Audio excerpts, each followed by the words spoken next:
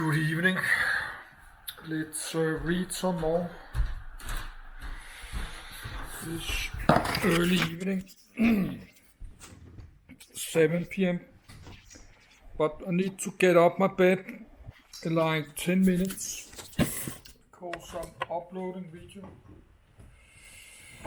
Did eat my hot foods.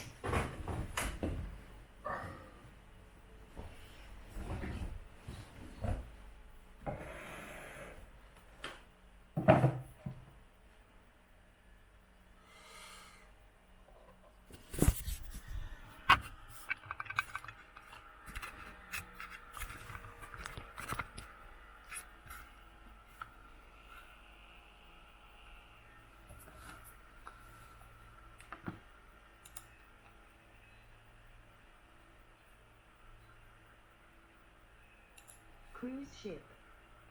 Wonder of the Seas is one of the largest cruise ships in service. Icon of the Seas cruise ships are large passenger ships used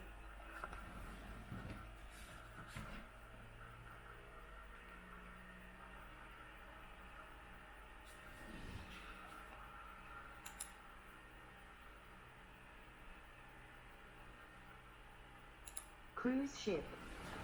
Wonder of the Seas is one of the largest cruise ships in service. Icon of the Seas cruise ships are large passenger ships used mainly for vacationing. Unlike ocean liners, which are used for transport, cruise ships typically embark on round-trip voyages to various ports of call where passengers may go on tours known as shore excursions. On cruises to nowhere or nowhere voyages, some cruise ships make 2 to 3 night round trips without visiting any ports of call. 1. Cruise ferry MS Galaxy at the port of Miriam, Oland. In February 2016, modern cruise ships tend to have less hull strength, speed, and agility compared to ocean liners. 2. However, they have added amenities to cater to water tourists, with recent vessels being described as balcony-laden floating condominiums. 3. As of December 2021, there were 323 cruise ships operating worldwide, with a combined capacity of 581,200 passengers. 4. Cruising has become a major part of the tourism industry, with an estimated market of $29.4 billion per year, and over 19 million passengers carried worldwide annually as of 2011. 5. The industry's rapid growth saw 9 or more newly built ships catering to a North American clientele added every year since 2001, as well as others servicing European clientele until the COVID-19 pandemic in 2020 saw the entire industry all but shut down. 6. History. Origins. Italy, a traditional focus of the Grand Tour, offered an early cruise experience on the Francesco I, flying the flag of the Kingdom of Two Sicilies. Built in 1831, the Francesco I sailed from Naples in early June 1833, preceded by an advertising campaign.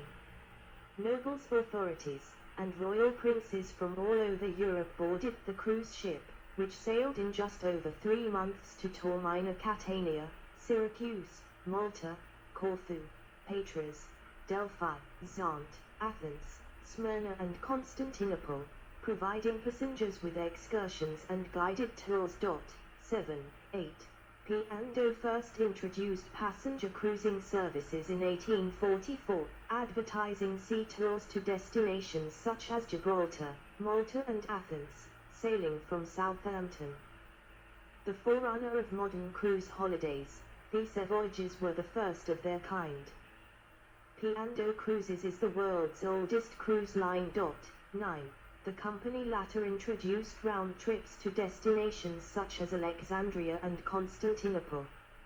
It underwent a period of rapid expansion in the latter half of the 19th century, commissioning larger and more luxurious ships to serve the steadily expanding market. Notable ships of the era include SS Ravenna, built in 1880, which became the first ship built with a total steel superstructure, 10, and SS Valletta, built in 1889, which was the first ship to use electric lights.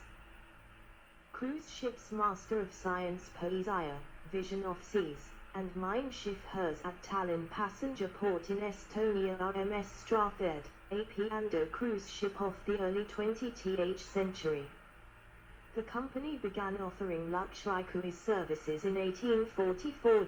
Prinzessin Victoria Louise was the first purpose-built cruise ship. The cruise of the German ship Augusta Victoria in the Mediterranean Sea and the Near East from the 22nd of January to 22 March 1891, with 241 passengers, including Albert Bourlin and his wife, 11, popularized cruises to a wider market. 12. Christian Wilhelm Allers published an illustrated account of it as Backsheesh. The first vessel built exclusively for luxury cruising was Prinzessin Victoria Louise of the German Empire, designed by Albert Bourlin, general manager of the Hamburg America line. The ship was completed in 1900. 13. 14. The practice of luxury cruising made steady inroads into the more established market for transatlantic crossings. In competition for passengers, ocean liners Titanic being the most famous example added luxuries such as fine dining luxury services, and staterooms with finer appointments. In the late 19th century, Albert Bourlin, director of the Hamburg America line, was the first to send his transatlantic ships out on long southern cruises during the worst of the North Atlantic winter seasons. Other companies followed suit. Some of them built specialized ships designed for easy transformation between summer crossings and winter cruising. 15. In 1897, 3 luxury liners, all European-owned, offered transportation between Europe and North America. In 1906 the number had increased to 7. The British Inman line owned City of Paris, 16. The Cunard line had Campania and Lucania. 17. The White Star line owned Majestic, 18, and Teutonic. 19. La Lorraine and La Savoie sailed for the French company General Transatlantic. 20. From luxury ocean liners to megaship cruising. Cunard Line's Queen Elizabeth II, having been built following the advent of the jet airliner, was convertible between ocean liner and cruise ship. With the advent of large passenger jet aircraft in the 1960s, intercontinental travelers switched from ships to planes, sending the ocean liner trade into a terminal decline. Certain characteristics of older ocean liners made them unsuitable for cruising duties, such as high fuel consumption, deep draft preventing them from entering shallow ports, and cabins, often windowless, designed to maximize passenger numbers rather than comfort.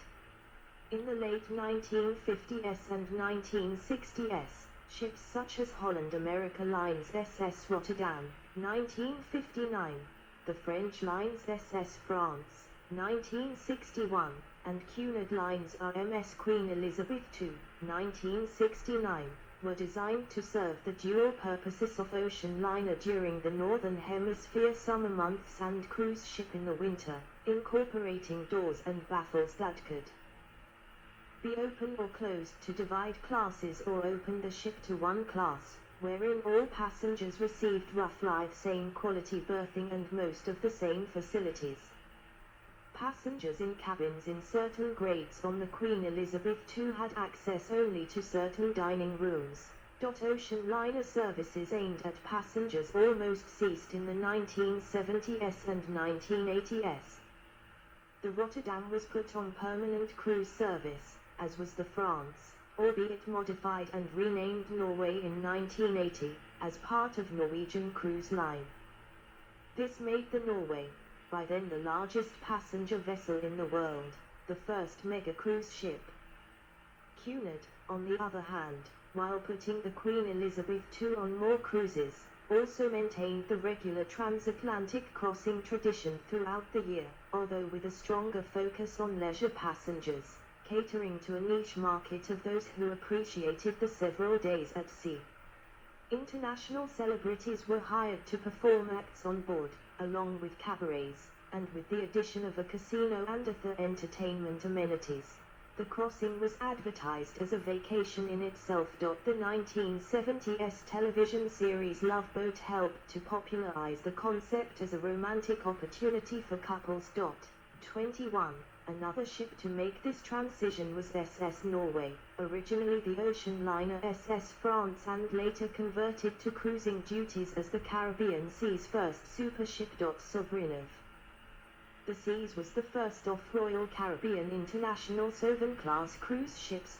Contemporary cruise ships built in the late 1980s and later, such as Sovereign-class, which broke the size record held for decades by Norway, showed characteristics of size once reserved for ocean liners. The Sovereign-class ships were the first megaships to be built specifically for the mass cruising market.